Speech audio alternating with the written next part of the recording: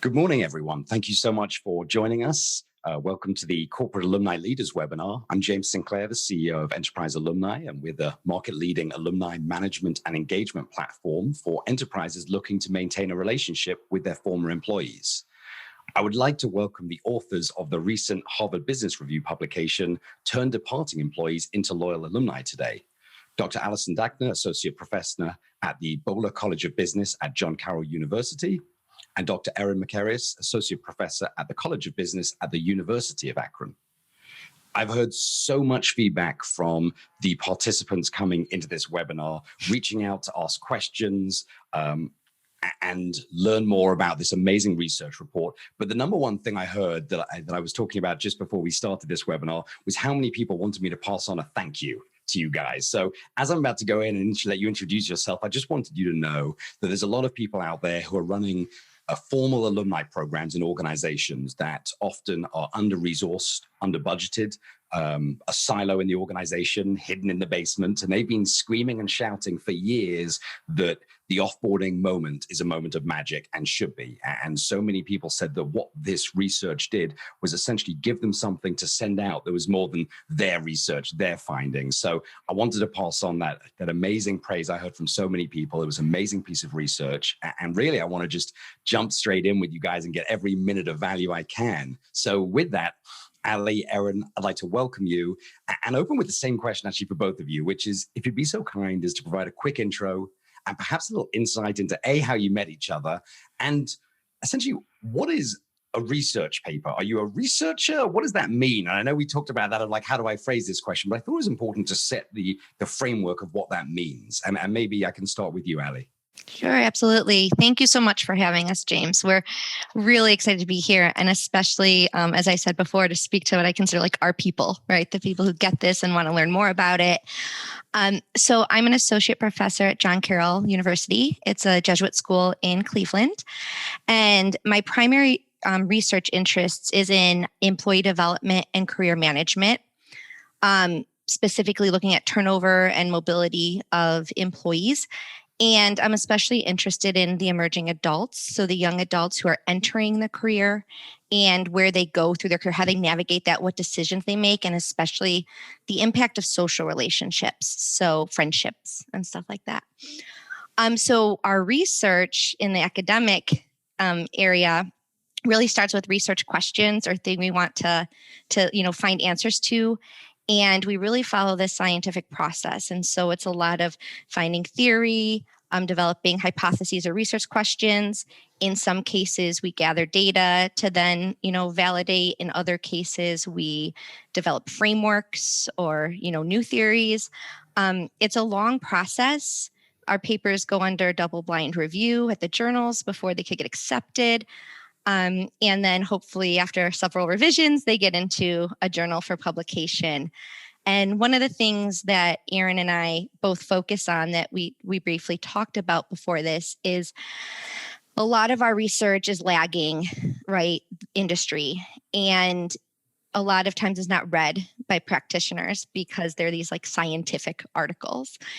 And one of the things that Erin and I like to do is, maintain our commitment to that type of research and that level of credibility, but also make sure there are practical implications and that we're not lagging too far behind and that we're providing research that's valuable to people out there doing this all day, every day. And that really requires these relationships and really talking to people about what's happening and how can we try to keep up and help. So I do appreciate that you shared those thank yous because that helps me feel like I've achieved a goal of mine. But again, I'll let Erin talk about how we met each other and herself. Yes, thank you for having us here today. And thank you to all of you that are doing this work on the ground. And, James, as you mentioned, the unrecognized and unappreciated, and we do see value in it. And hopefully this will help in enhancing that value to your organizations and the greater community as well. So I'm Erin Makarius. I'm an associate professor in the management department at the University of Akron in Akron, Ohio, which is an urban research university. And my research looks at boundary management. So looking at human capital flow into the organization and out of the organization, in looking at work-life boundaries and how to manage the multiple domains in which we're functioning today. And then also looking at technological boundaries, particularly remote work, and how to be more effective and successful in managing this remote work environment. And so Ali and I both like to look at, people coming into and out of organizations, which led us to this line of research. But we actually met back in the Ph.D. program at the Fisher College of Business at Ohio State University, and realized that we had very similar backgrounds. We're both from Ohio, and we both are what we call academic unicorns, that we not only grew up in Ohio, but we ended up getting jobs in Ohio as well, which is quite rare in this industry. And so what happened over time is that we have an annual conference that plenty of people in our college went to. And they used to have a very formal alumni dinner for everyone at this conference. And due to budgetary issues and other reasons, they decided to stop it. But Ali and I still appreciated getting to see each other and others in the program year after year. So we actually started our own family dinner and invited alumni as well as current students of the program at this annual conference for a dinner, and realized what a valuable and unique experience that was. And so that's part of what spurred the insight for us studying alumni and really the value in looking at alumni relationships.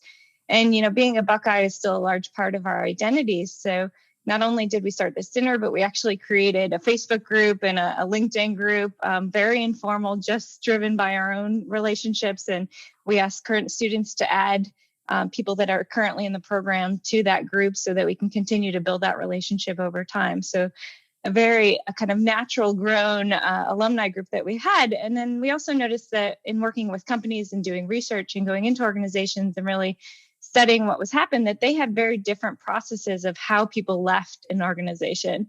And that there were, sometimes very valuable experiences where people said, I want to go back. I had such a great offboarding experience that this is somewhere, I would definitely go to again if they had another job open.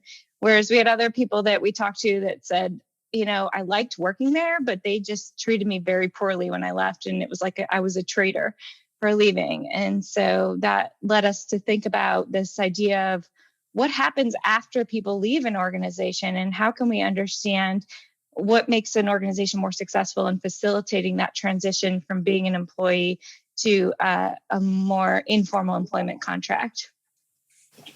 So thank you. I hope you can hear me. We just had a power cut in my area, and so I just popped off for a second. I hope I'm coming through okay still. I was honored to be host for those 20 seconds. Thank you. They decided today was the day to do construction everywhere around me. So amazing, and apologies for those 20 seconds, and thank you for taking that. So number one is I saw in the chat a number of people that said, hey, how do you follow on this conversation? So you've done this point in time research or over time research that led to this point in time. There are plenty of people on this conversation who are now saying, well, we want to be part of the go forward research. We didn't even know this research was happening. So if I was to do kind of a call out, like, do you want these larger enterprises who are joining to contact you that are willing to share numbers and talk about it? Is that even a thing? Absolutely. Yes. And please feel free to share our contact information. This is kind of our first step in looking at what do we know already, what's out there. And so the next step is gathering data and looking at, well, why does this happen? And what are the mechanisms that make it more or less likely to be successful? That's amazing. Thank you. And so I will pass around in a follow-up email everyone's contact details so they can contact you, because I think that's the kind of next step is, again, you've put this point in sand and you're saying there's a lot of companies out there doing it well. You're saying there's a lot of companies depending on culture. And again, we talked about so many companies that have come out of kind of the basement silo of their alumni programs being like, oh, we have one of these. Finally, there's a human. So I wanted to touch on the next section, which I guess is one of your conversations is really offboarding was a legal compliant matter, and now we're talking about offboarding being, a magic moment for people, that brand moment, all the stuff of your research. When one thinks about, how have we had this same kind of awful offboarding for legal compliance? How has it not changed in X years? Yeah, it's really fascinating. One of the articles that we used in our original proposal for HBR was an article they had published about the Enlightened exit process. And it was, just a page, and it had a couple of steps of what you might do. And beyond that, we couldn't really find a whole lot. And that's why I think HBR kind of latched onto this idea so much that went beyond, all the information from the 90s when there were so many mass layoffs that were like, what do we need to do for outplacement legally? What types of services or training might we help provide? Because our reputation's on the line with this mass layoff. But there was not much beyond that. And we have some questions I know you're going to ask later about why, but I think when you have limited resources, why are we going to invest in people leaving is going to be a tough sell. And I mean, you guys all know that, right? It's going to be a harder sell.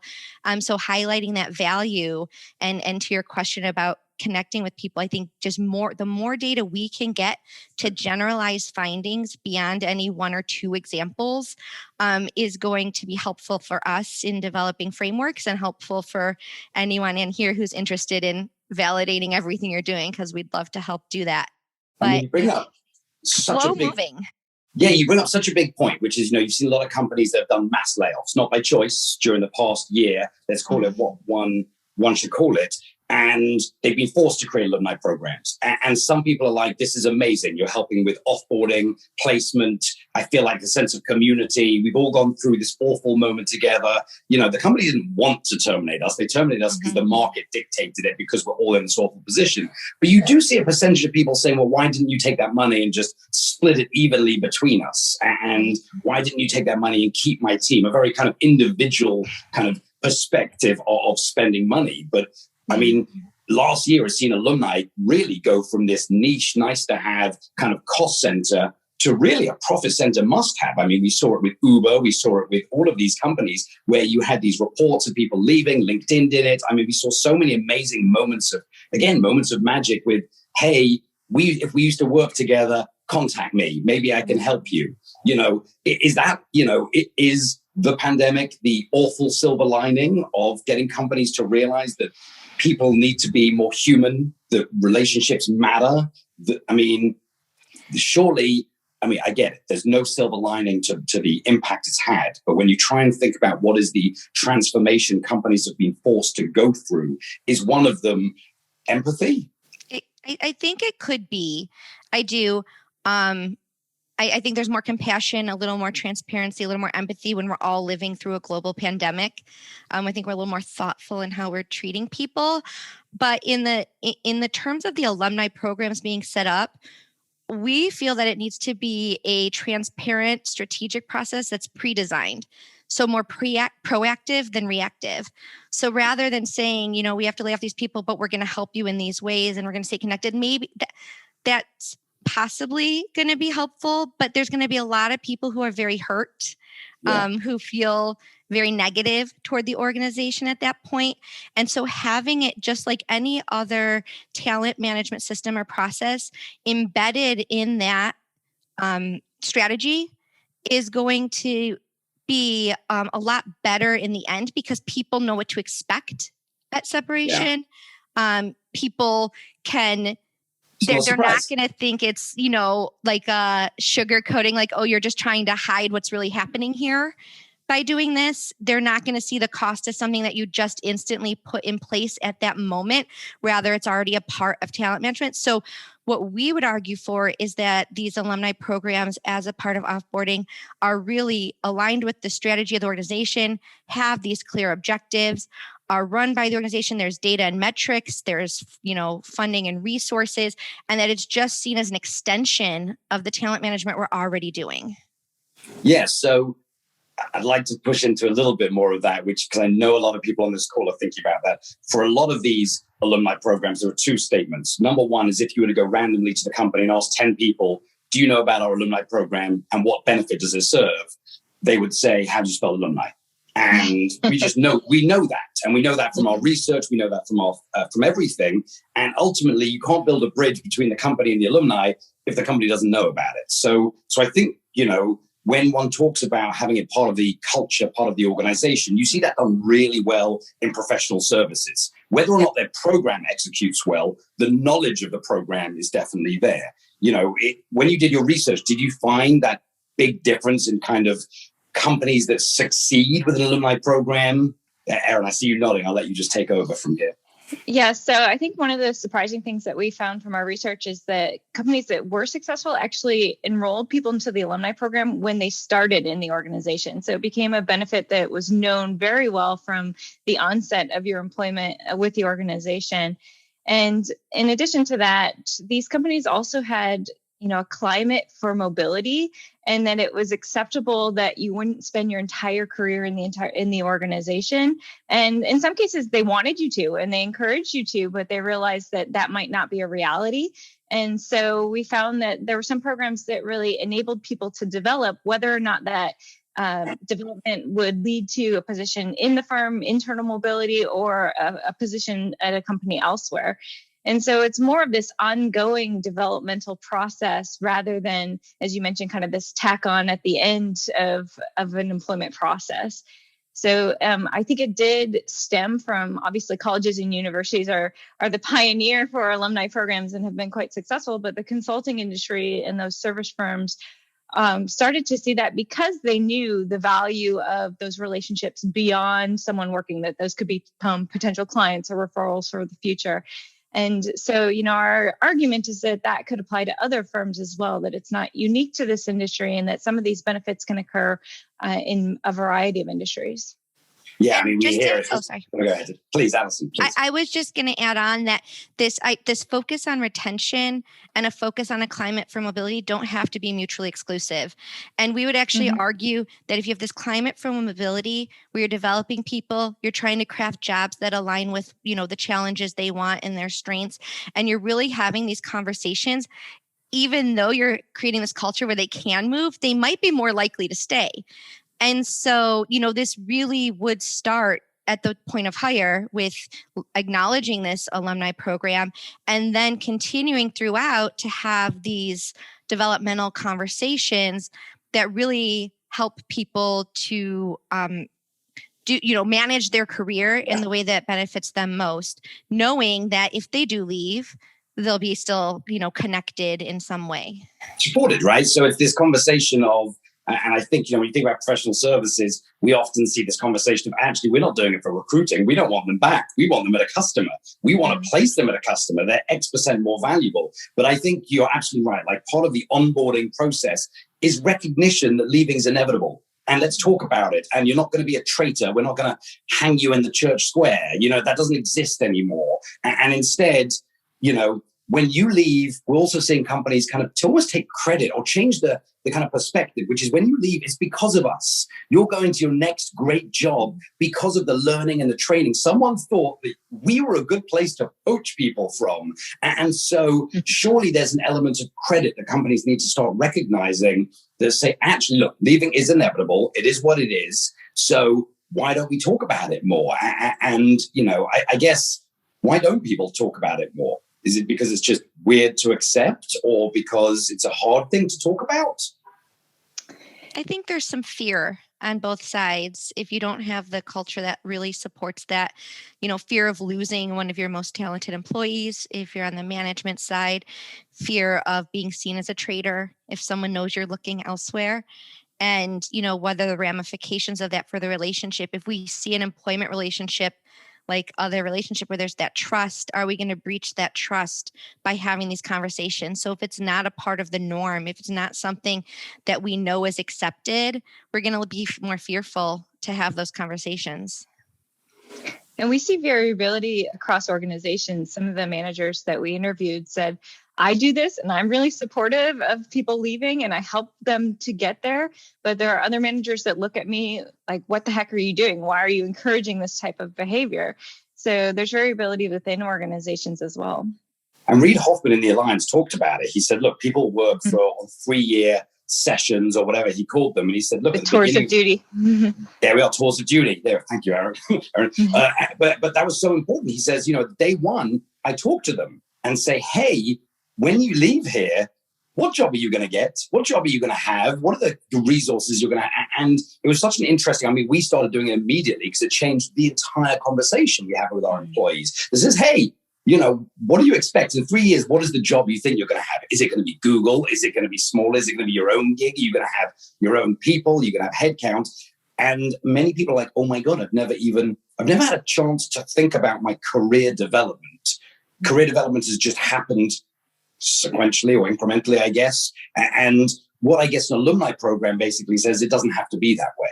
That actually we're with you the whole time, because whether you're working for us or not working for us, there is a value. So if I was to jump to kind of the end of your research, and you wrote this amazing kind of the problem, the recommendation, can we talk about the recommendation a little bit? And is it applicable to all companies, all sizes, all everythings? Or do you think it's very more specific than that? So our answer to almost all research questions is it depends, right? And so, I think part of the question is, what's the culture of your organization? What are your goals in implementing an alumni program? And what kind of practices and policies and programs do you already have that could be aligned with this? As Ali mentioned, we think of this as one part of a broader talent management process. And so, in implementing these, it could be starting off small and looking at the programs that you have that could be valuable to you, whether it be an exit interview. Are you using that data in a meaningful way? Are you tracking it over time? Or just recognizing employee accomplishments when they leave. So, one of the examples we talk about in the article that I thought was kind of interesting is Apple employees, when someone leaves, they actually, form a tunnel for them and applaud them on their way out the door. And it's this celebration of the time that they've worked there. And that's a very different perspective than many organizations take to people leaving. Yeah, I saw a thing come in the Q&A, apparently a research that I haven't read, about millennials wanting to take breaks. And whatever that might mean. But I think that also comes into maternity and paternity leave. I think that comes into tours of duty for armed services. I think there's a lot of scenarios where taking a break and no necessary re-entry program. Did you see any of that in your exploration of all of this? Yeah, it's definitely a topic of interest to us as well. We think of it as, pathways that people take and these on-ramps and off-ramps in the employment process. And so that's why we talk about this whole process as a flow, essentially, that it's flow into and out of the organization. And so it would definitely include those types of programs as well. And the really fun thing about this, I think from our perspective, is the what ifs, in this situation, what would you do? And I think that's where you and other people like you who are providing services to help establish these things are so valuable, because there's no one right way. Because in each industry, in each company, and for each individual, what offboarding looks like, what the alumni program, what would benefit someone is so different. And so it's really valuable to have this idea of, well, in this situation, there's not a best practice, right? In this situation, you might do this. In this situation, you might do this. And that's difficult for people who just want to know what's the best practice. But it's really important that it's aligned with the organization and the wants and needs and the budget. To your previous question, there's some things that organizations can do that take almost no time or money, like the Apple clap out example. Right. And then there are others where we're offering, full benefits to alumni and discounts. Well, that's more costly. And so, I think that's a really cool opportunity for us with research and for you guys with clients, is to really establish the right mix and what is it that, and where what we want with that mechanism for why people remain engaged alumni is we want to explore that, because that will help then to establish programs that achieve the mutual benefits and value to the company and the alumni. Yeah, there's so much perspective, opinion, bad perspective, especially around that, like tangible rewards. Do they work? Mm-hmm. When you leave a company, some companies will send you a t-shirt, slippers, and a thank you for your service letter from the CEO. Other people will scream that, by doing that, you are setting the wrong expectation and people are only joining because of the carrots, and I think to your point of companies want a best practice. Give me my 12 steps. And if I follow these 12 steps, I'm going to end up with X. But the trouble is when you deal with empathy and, humans and people and life, that just doesn't work. It's got to reflect your organization. So I think that's the other challenge of starting an alumni program is you see a lot of companies doing it right now. And they're like, right, can we just, buy package A And what, we're going to see 6,200 people join within a year, and do I need to put any resources on this? Or they're all going to be so excited to join our program. And there's a big kind of moment of clarity of like, yeah, that's actually not how it's going to work. You're going to need someone on the front lines who is starting that clap out. Because that clap out started with one individual going outside the store and probably clapping by herself or by himself to their friends. And someone else was like, that's a great idea. And now that's a company-wide system that you explored. But it probably didn't start with like a mandate, like, hey, when people are leaving, make sure you make a weird tunnel and clap. No, it became a natural thing. And I think that's where companies find the challenge is you're asking them to innovate, to ideate, and to explore how an offboarding or an alumni program can be of value to the alumni in their company without giving them that best practice. So if I was to go to that next point, which is what we hear all the time, what's everyone else doing? What's everyone else doing is really the number one thing. You know, did you see commonality between the people you spoke to, and what are those common threads, either in the individual as a personality trait or in the offerings? So in what was offered, we kind of put together a framework that we ended up not using the terms we established, but we called it happy trails. And what we identified as things being offered by organizations where T was training, R was resources, A was analytics and data, I was information sharing, L was legal, and S was social connections. And so what are the characteristics that are needed? And so there was, again, no one right way, and there was no one specific example, but using that framework helped us say, okay, when you're thinking about your strategy and what you want to offer, you know, training for your next job, you know, upskilling types of things, training for, you know, employability type things, resume reviewers, right? That all came from the outplacement literature. Resources would be those things like discounts or continued benefits. Are you gathering data throughout employment and after and tracking it to maintain those connections? You know, is it legal? Are you sharing information about the company so they're privy to job opportunities and, you know, where you stand before other people are? And then that social connections piece of it. So there wasn't one practice, but we did find that those were the common things that you might include as a part of these programs. And then you pick and choose what makes sense in your scenario. I just heard the collective gasp of all people listening in of like, I'll say, what was that again? Like that seemed, so I commit that we're going to follow up with exactly that. And you're going to see it in places, but I'll work with you, Alison and Erin, to maybe package that into a sentence of what that means. But, you know, I think your point is so critical. It is, you have all of these different axes of information. So call it trails. You then have the axis of age, then the axis of experience or hierarchy, then the axis of maybe their feelings towards the organization, because how you leave actually doesn't necessarily define your career. It defines that moment, like, ugh, I hated that manager. Ugh, I didn't get the promotion is not the same as I don't like working there. I didn't like working there. You know, so we see also some programs that don't send out their invites for 6 months until after you leave, because they found that people need to kind of get over their like last moment, because they have a lot of negative moments, and there's just an acceptance of that. So when you started to go through this conversation of those different axes, you know, a lot of organizations will say the people they want in their alumni program are the senior leadership. We don't need the people on the field. We don't need the people digging the ditches. Those people are going to go to LinkedIn, Indeed, Dice. They're disposable, and we can just turn on the water hose and more will come out, you know. And so you start to see these people saying, well, actually, we want the people going to companies and making business decisions.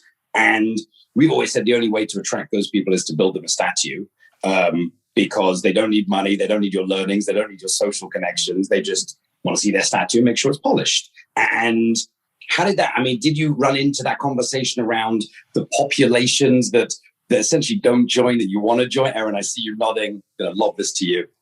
So I think that what we found was that not all departing employees have the same needs or the same desires for engaging even after they left. And, you know, it was interesting because we actually started to think about this as relationships and what happens after you break up. And we started to look at some of the relationship literature and looking at how did people continue those relationships or not? Are they, you know, better off as friends, or are they really, you know, better off being broken up, or is it someone that you really wish would have stayed with the organization? And so I think that speaks to the complexity of the offboarding process and the alumni programs that you offer, that there might not be a one size fits all, and there might be different types of benefits that you offer different groups. And so, for example, retirees might care that their legacy is really continued after you leave an organization. Whereas, as you mentioned, people going on maternity leave or leaving for children, they might want to know that the door is open for them to return, that they have that opportunity to kind of be a boomerang. So there might be different types of programs or pathways that you plan within one alumni program as well. Yeah, the legacy example is one I was going to give. How do you get those top people, involved and active? And, it depends on the legacy they want to leave. Do they really want a statue there? Or do they really want to have, even when they retire or partially retire, a foot in the door to feel like their legacy lives on, that the next generation of employees, knows who they are and they've, made a contribution that's memorable and they're still a part of it. And so that gives the opportunity for people to kind of, create their legacy is the way that I would sell it to the senior leadership team.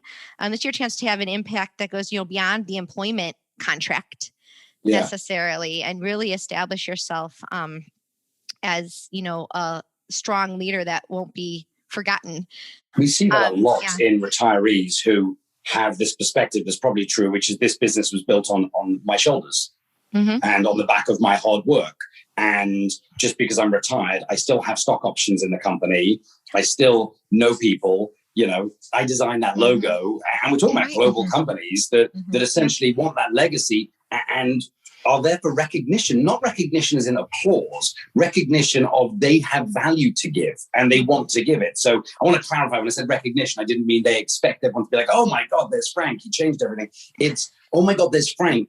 He has value. And we saw that during the pandemic where companies started hiring back retirees because they needed people with knowledge of dealing with a crisis. And they felt that, one second, we don't have enough people who have navigated a crisis and recovered.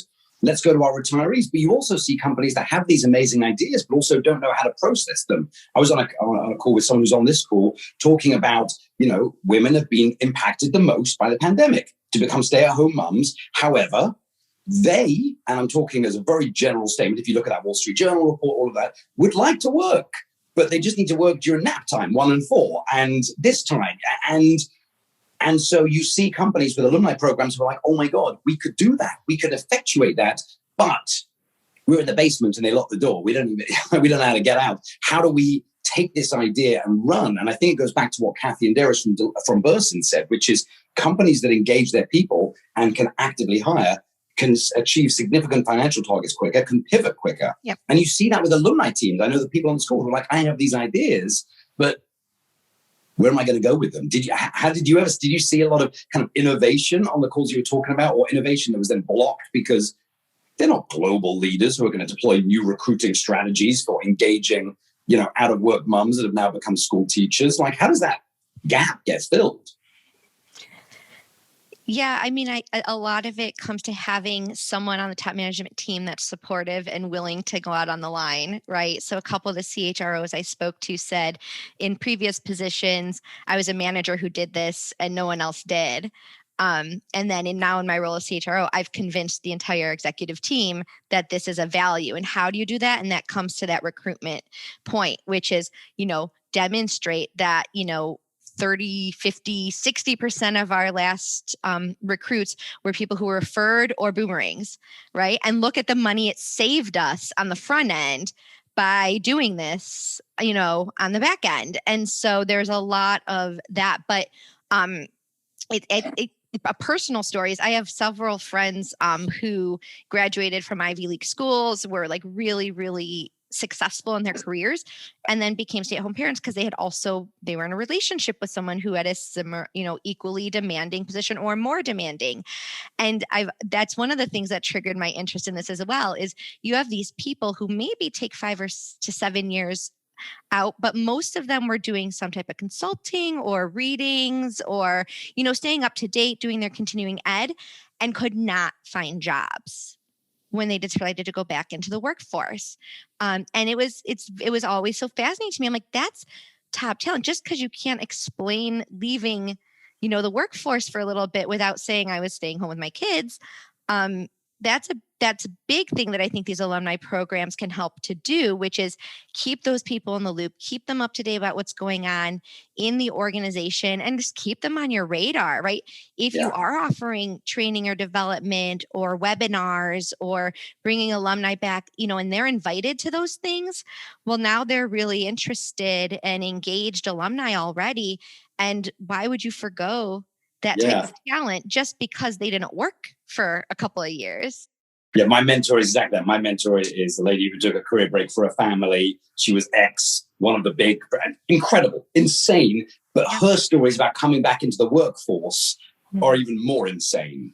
And it's crazy. And you think about these alumni programs, which takes me to kind of, you had all this data, which made all of these people on this call say, thank you, this is amazing. But to a certain extent, also highlighted that, the alumni leaders in a lot of organizations are not celebrating their wins. They're not publishing their wins. They're not throwing the flag. You take a social media team, they do one tweet and you see 96 PowerPoint slides of how it got 7 billion eyeballs, how people bought 300 million, new napkins. But an alumni team, 30 to 60% of people coming in are alumni or alumni referrals. Direct business is X%.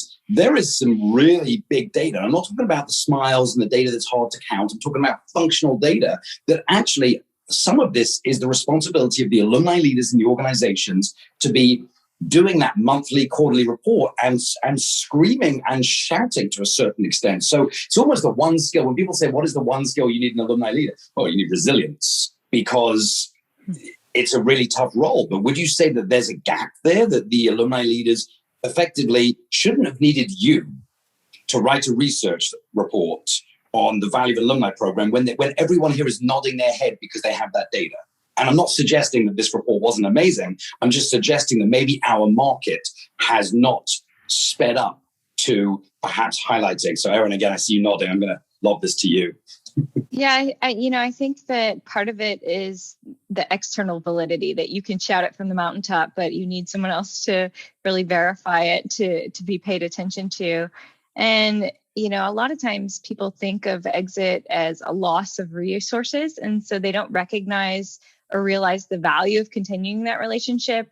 One of the other surprising findings that we found is that many of the alumni networks were not created by the organization. They were actually just created by people that left and were organic.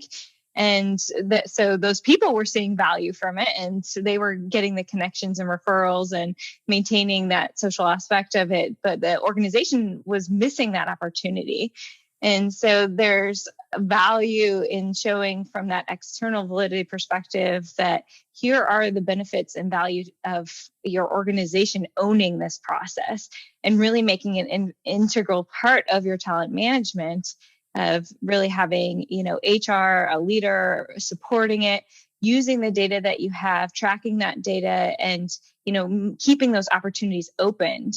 As you mentioned, looking at who are the people that left your workforce, and can you reach out to them and see if they're interested in coming back? One of the people that we talked to said, we have a boomerang initiative where we actually reach out to people that left a couple of years ago and said, hey, we've got some openings. Are you interested in coming back? So, keeping that door open and really, not just shouting it, but making active efforts to bring those people back into the organization. Yeah, D&B, Dun & Bradstreet, when they're preparing their statement, their opening slide was 4 ex-presidents worked at Dun & Bradstreet. And I was like, well, there's the end of it. There should be no slide 2. That's the end of the story. That's what else do you possibly need? And I think alumni leaders need to recognize that 90% of kind of waving the flag on the mountaintop, hoping someone's going to listen, is identifying people who are going into serious roles, purchasing roles, government roles, strategic roles, and maintaining a relationship. I think Mike DeStefano talked about this on a call he's with EY a couple of weeks ago, where he said, look, EY and the other 3 roughly are the same. Let's just say roughly we offer the same services. Why would someone choose us versus someone else? Well, it's because they know someone or they are an alumni. That's it. And which leads me to my next point, which is you talk about HR. Did you find that almost in all cases it was owned by the HR team? How did you see the makeup of the kind of ownership of maybe budget or operations? Was it always an HR focus?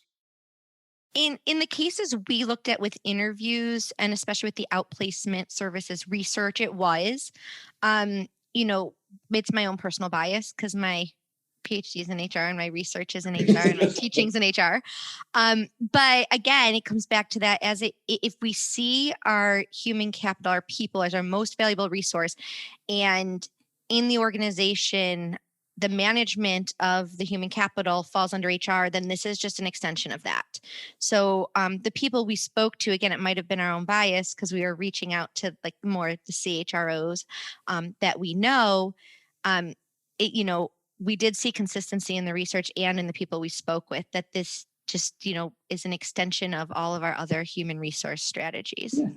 And we tend to agree with that. It is an HR function. Yes, people might sell. Yes, people might buy. Yes, people might post on social media. But that's the same as hiring. It's an HR function, and they're still going to do their job, and their job can be whatever. So we tend to say that HR should be where it owns. Someone has to own this all the way, as in it can't be. Sorry, go ahead, Alison. I feel like no, I was going to say, and just like all other HR functions, you have your managers and your line managers that have to be partners. So HR might own it. HR might come up with the strategy, but then it has to trickle down. You have to have top executive support, and then it has to trickle down into each of the different managerial positions, especially if you're creating this climate for mobility. What do these discussions look like? And what do they need to know about the alumni program and offboarding and exit prior to that point? What should happen at that point? The managers need to be on board and trained and really in the know. But in terms of the strategy and, who's going to develop this and package it, it seems like HR was the most consistent place. Yeah, I think HR should lead the conversation, but you really need advocates throughout the organization that if it's really these career discussions and it's part of your ongoing efforts to help people, then it's got to be really this partnership between HR and management at all levels, just as performance management, hiring, or any other HR process might be.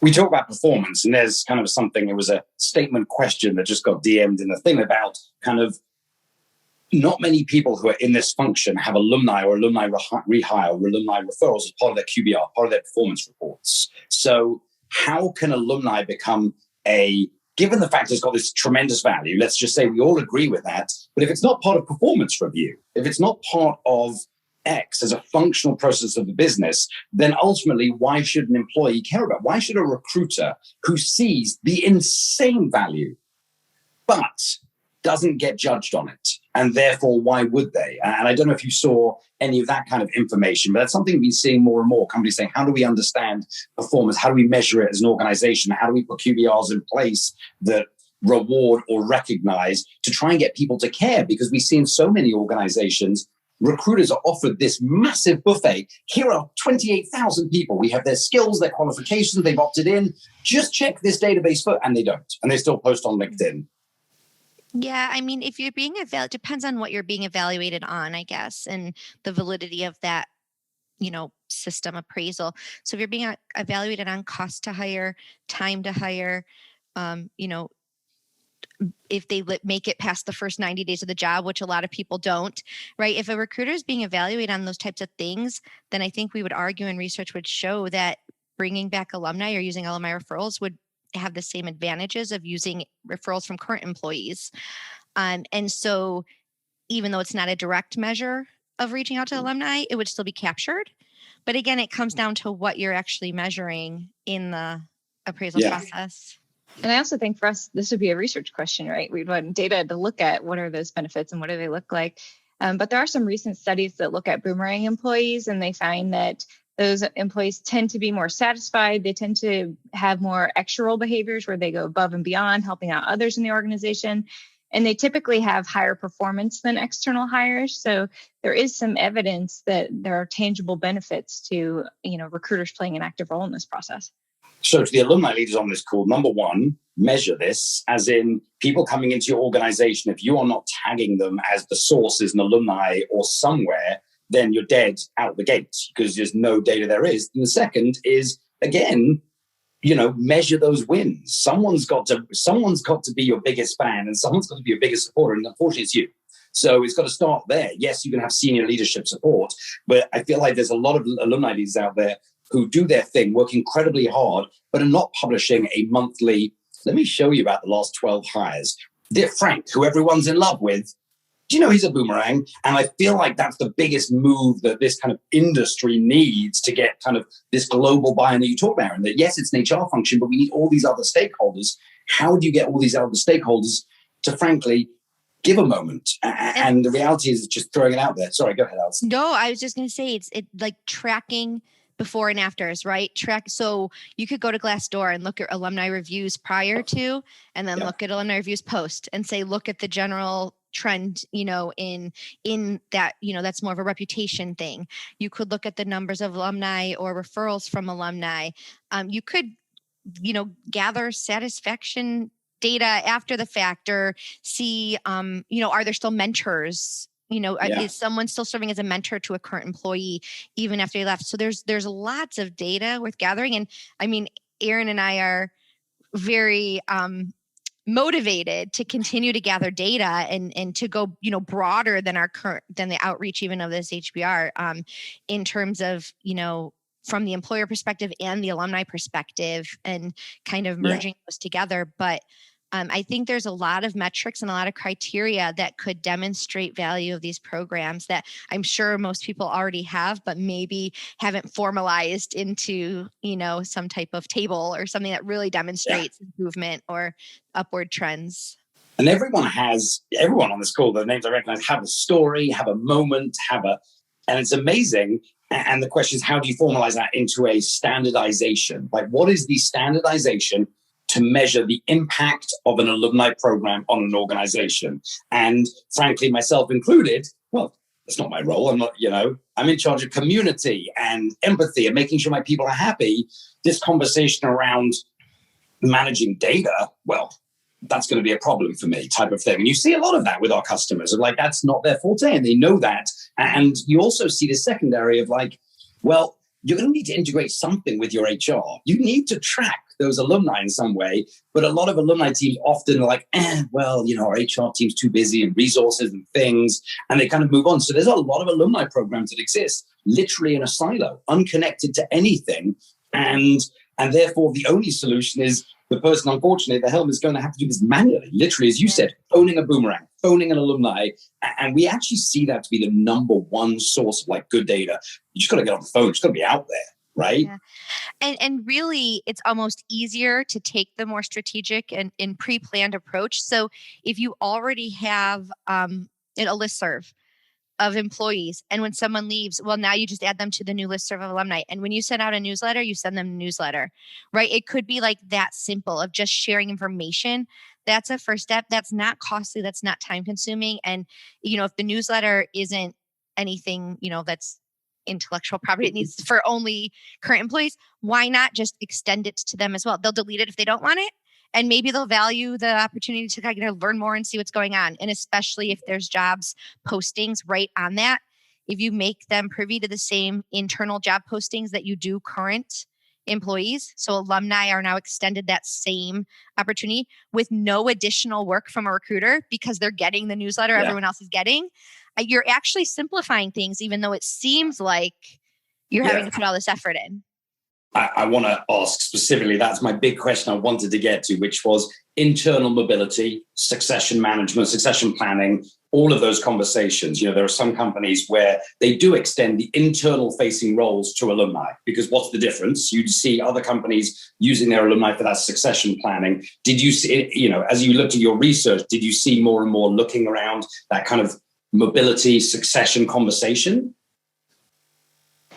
Yes, and I think that's where it integrates with the talent management process as a whole, and that sometimes those opportunities occurred within the firm, whereas other times they were external. And part of that was stem from succession planning discussions. So, for example, we talked to one CHRO who said, look, I'm not going to be leaving for 5 years. And his predecessor said, or his person that was going to be the next in line said, I don't want to wait 5 years. And so he basically said, all right, let me help you. What can I do to help you get the CHR position somewhere else?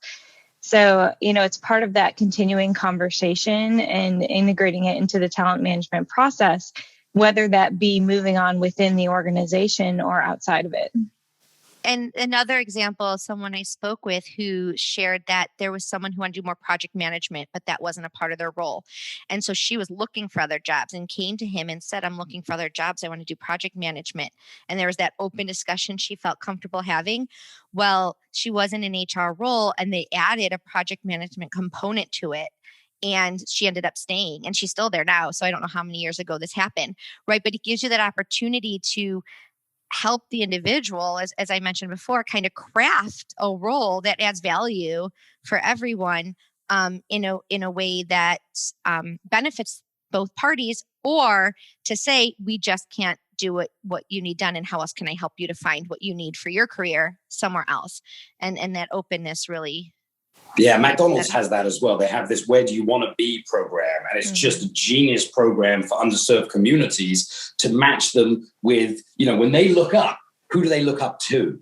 And let's put you with that person to show you actually, and I remember one of the conversations the guys at McDonald's had was, everyone who is, flipping a fish burger doesn't realize that actually they can be a franchisee. Doesn't mean they can be an owner. But there are a high volume of people who have gone from making chicken nuggets to owning multiple franchises. And it is actually an achievable, viable path. And, and here's how. And McDonald's was like, we just have to break down this weird barrier that if you are, making chicken nuggets, this is the rest of your life. It's not. Yeah. It is just the first stage. Actually, we'd prefer a franchisee who has been in the kitchen, who has done the crappy jobs, because they will be a better franchisee. They will have more empathy, more love, more all of those things. And so you're starting to see companies have that kind of conversation. Actually, this isn't about, upskilling you on capability. This is about human skills, and which leads me to my next question around that, which is about empathy and how companies are having that. And it's a difficult conversation for companies because,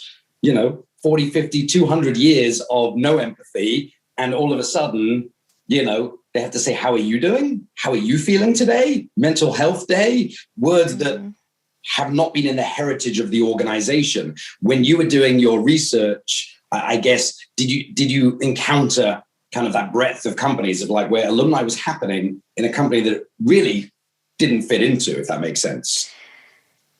I don't, for this particular research and the research we didn't come across too much about well-being or mental health, but we are interested in that topic and we're working on other research on the topic of employee well-being, and especially with COVID or in a crisis situation. And that's one of the really big challenges. If there's a disconnect between the climate you have in general and then what you're trying to do with alumni, it's not going to work. And that's why we talk about having to align with your strategy and culture. Because if people are leaving because they feel like they're being treated like crap, and then all of a sudden you're like, join our alumni club and we're going to give you all these great things, it's not going to be genuine. Right. And the current employees are going to be mad about it, and the alumni aren't going to have any type of trust in what you're offering. And so it really does. And we keep saying the same thing, but it has to be an extension of what you already have. And not that you should treat people bad if you're treating alumni bad, if you're treating people bad, but really answering the questions of what do you want your reputation to be and how are you going to achieve it? What do you want people that are currently employed to say about you as an employer? What do you want alumni to say about you? And what proactive steps are you going to take to get there? And it may be around alumni programs, but again, I think that's just going to be a piece of this climate you want to create for employee career management, for employee development, that then enables the alumni program to be successful. But you wouldn't start there. If you don't have an organization that's going to be supportive, and create an alumni program that is going to achieve your desired results, you need to start way before that in the process. Right. Yeah. And I think a lot of companies don't realize that, and they do. They just start, hey, JP Morgan has an alumni program. You start one here. Yep. And all of a sudden they reach out to us as a vendor and say, we're starting one. And we're like, oh, amazing. What are you thinking? Budget, resource? And they're like, what is the minimum you need? Like, what is the minimum we can give you? What is the minimum dollar? What is the minimum human? And, we have one amazing customer where they have a senior leader and it's part of their vocational trainee program. So every 6 months we get two amazing people who are just starting their career, who are coming in, learning everything, fresh ideas, and they're being given this 40,000 person community and saying, look, just treat them like gold dust. That's a skill. That's it. That's all we need you to do. And we see tremendous value. And some people in that community like, one sec, why am I talking to someone so junior? But ultimately, there's a face. And I think that's what we see in the programs really successful. There is a face, someone who's out there. They're the face of the alumni program. They sign the emails with their name. It's not the Apple alumni program. It's Frank at Apple. And so that leads me to, I don't go through the questions around the path to redemption. Who is eligible for an alumni program? And you mentioned that a lot of individuals are already self-congregating. There is no formal program, so I'm going to create one on LinkedIn, and now I have an alumni program. So self-congregation is happening without worrying whether they got terminated or not. It's just happening because we're bound. Did you get any conversation or insight around acceptance criteria, path to redemption? I mean, I was terminated early in my career, but I'd like to think it was the best thing that happened for me, which was understanding, protocols, how to deal with a manager I didn't quite like, and how to deal with all of those things. But I don't think that makes me an ineligible, awful employee. I think it makes that role that I had the wrong role for me at the time. Did you get any research or insight into that? We did see some differences. So, for example, if someone was let go for an unethical violation of policy or, stealing or anything like that within the organization, they typically were not invited to be part of the alumni network. We also saw some organizations that use tiered processes where there were different levels of the alumni network, kind of depending on your level in the organization or your contributions to the company as well.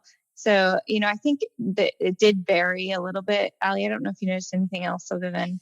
No, we've talked about this quite a bit in like what our boundary conditions might be when we, do further research and dive into this more. And to your point, James, if I wasn't terminated from my first job, I wouldn't have got my MBA or my PhD. So again, silver lining, best thing that ever happened to me. But we've talked a lot about how we actually think equity would be very important, and that short of someone who, did something illegal, that the opportunity to be invited to the alumni network, again, if you're starting this when someone's onboarded and they're put in the organization, they're already a member of it. So your current employees are connected with the alumni. And so really then you're thinking about who do we take out of it? You're not thinking who do we invite to it, right? And so who do you remove from it would be, okay, you've done something really bad, we have to remove you. But otherwise you're already in it. And that way, I think there's a lot more equity when someone does leave. It's not determining, okay, what should they get? I know those tiered approaches do exist, but I think it's more of who do we remove when they leave rather than who do we add when they leave. Such a great way of thinking about it, because that conversation happens, you can imagine, with every single person that we speak to. I like the idea of assume everyone's in. How bad does it have to be to literally take them out? And that's that's a huge change in opinion. When it comes to, and I know we're rounding out the last few minutes, when it comes to understanding what those benefits, the matrix trails, all of those things, as people on this phone who are just starting this conversation, and let's just assume the worst of the worst. They have no budget, no resources. Someone upstairs has looked down at them and said, by the way, start an alumni program and you need it live Tuesday. What is the...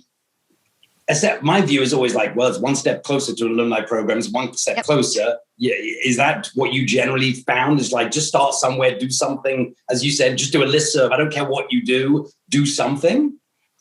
Yeah, so I think our best place to start is to think about what are your goals and what do you need to get there. And so many times it might be you have that data in an HRIS system and you need to better utilize it or connect with HR to create those programs. So it might be thinking about what programs or initiatives are already in place that can lead to a successful alumni program. And I agree. I think you can start small. It's really looking about those, exit interviews, recognition. But we realized that from our research, what was more successful is having a really proactive approach. So preparing for employee departures in advance, providing support along the way, and creating formal programs so alumni can stay connected to the organization. That's what led to more long-term value for companies. Yeah, totally. I know we're at the top of the hour. I just want to say on behalf of me and your 463 new best friends that signed up for this webinar, we are beyond appreciative of your time. I'm sure you're going to get a host of people. I'm going to put your contact information out there as you requested. I'm sure you're going to get amazing organizations who are really excited for the next step of research, for the next step of how to measure, how to value, and your guidance, your insights. I want to just tell you again, personally, and on behalf of your new 500-ish best friends, thank you so much for taking this time with us. Thank you so much time for going into the details. It's beyond appreciated. Thank you for having us. Thank you. Yeah, this was incredible. Perfect. With that, I wish everyone an amazing day, an amazing week. And I will do a follow-up email with the recording, trails, all the other bits and pieces, all the other nuggets of amazing wisdom. I'll do as a follow-up in an email. So thank you again to everyone and have a great day.